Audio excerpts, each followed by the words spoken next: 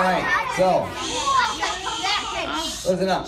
You guys can pat him on the tail, and when you're all done, put your hands out for me. I'll give you some of this on my way around. So, this is what we call a Burmese python. We also, is Burmese python. Now, let me ask you guys, do you think... Put your hands up. It looks wet, but it's actually... Do you guys think these things make good pets? What do you guys think? No. Not so much, no. Not that there's anything wrong with them. However, you know... There you go, guys. It's giving you a nice scarf. There you go. A scarf. Can you put your head down? My mom again spotted. Here's the thing, guys.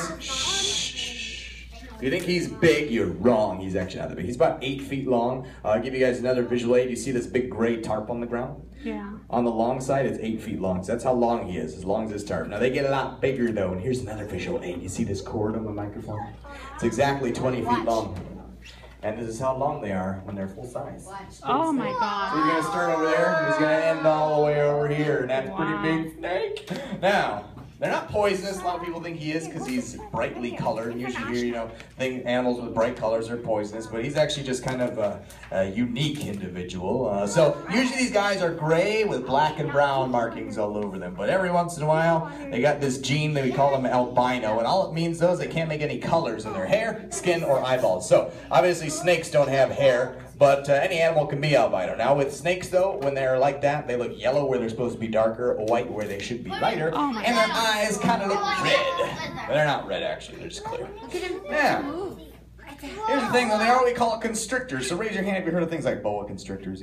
Yeah. So actually most snakes are what you call a constrictor. So they latch on with that mouth, wrap around, squeeze until the critter dies, wheel around to the head, and swallow it in one big piece. Now here's scary part one, guys and gals. At this size, if you were left alone in a room with this snake, if he really wanted to, he could very seriously hurt you. Scary part two, it only a little bit larger. Same is true of all the adults here. So again, do they make good pets? No. Now, different question. Does that make them bad? No, it doesn't. Just mean you should have a giant snake living in your house, though. So, raise your hand. Who likes snakes? Who likes snakes? I love snakes. Yeah, nothing wrong with them. They are, however, also one of the most likely animals to try and bite you.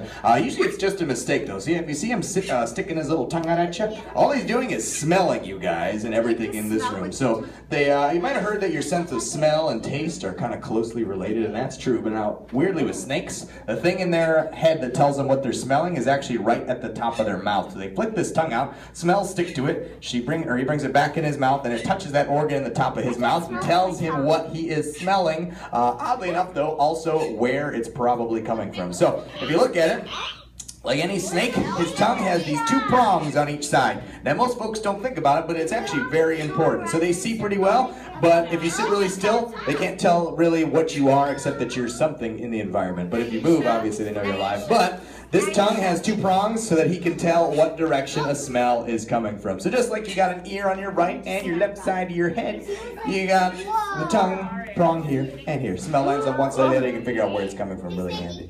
Yes, ma'am, what's up? What do they eat? Just like any snake, they're totally carnivorous. Right now he eats big rats. Usually they're not too picky. There are some snakes that will only eat certain animals. Like I know there's a few types of snakes that only like to eat other snakes, which is really weird. But these guys are not really picky. At full size, they eat things like small deer, which is really cool. Yeah, it's pretty cool. Small deer? Small deer, yeah. Yeah. Yes, sir. You there with all the balls on your shirt. Why do Ishan, do you have a question? Can they eat like? Are they poisonous? Are they poisonous? No, they're not poisonous. Now, do they have teeth though? Yes, they do. No fangs though. Yes. How old is he? Let's see. He's like 8 years old now. Is that right? 7 or 8. Yeah. 7 or 8 years old. Yeah. I'm 8 years old. What's his name? His name is Jig, like a jigsaw puzzle. Yeah. Yeah. Yeah. Again, they're not poisonous. Once again, he's yellow because he's albino. Yeah.